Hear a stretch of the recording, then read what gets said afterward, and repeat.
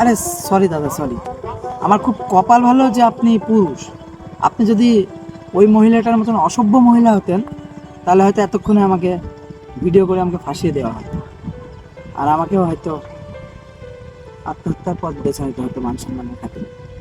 কেননা এখনকার মহিলাদের আইন চাইলে তারা সব কিছুই করতে পারে।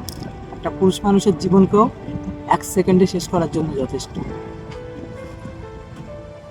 এই একটি ভিডিওর কারণে একজন মানুষ নিজের জীবন দিয়েছেন। এই মহিলার নাম সিনজিতা মুস্তাফা। ঘটনাটি কেরালার এবং এই ভিডিওটি একটি বাসের ভেতরে শ্যুট করা হচ্ছে।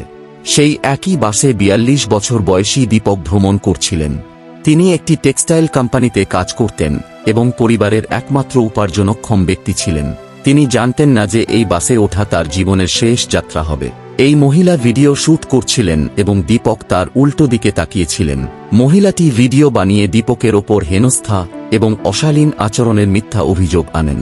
ভিডিওটি ভাইরাল হয় এবং দীপকের পরিবার ও সন্তানদের কাছে পৌঁছায়। সব জায়গায় তাকে নিয়ে আজেবাজে মন্তব্য করা হতে থাকে। এতে দীপকের মানসিক চাপ বেড়ে যায়। তিনি এতটাই বিপর্যস্ত হয়ে পড়েন যে শেষ পর্যন্ত আত্মহত্যা করেন। মনে রাখবেন, কিছু মানুষের কাছে এই পৃথিবীতে সম্মানের চেয়ে বড় আর কিছুই নেই।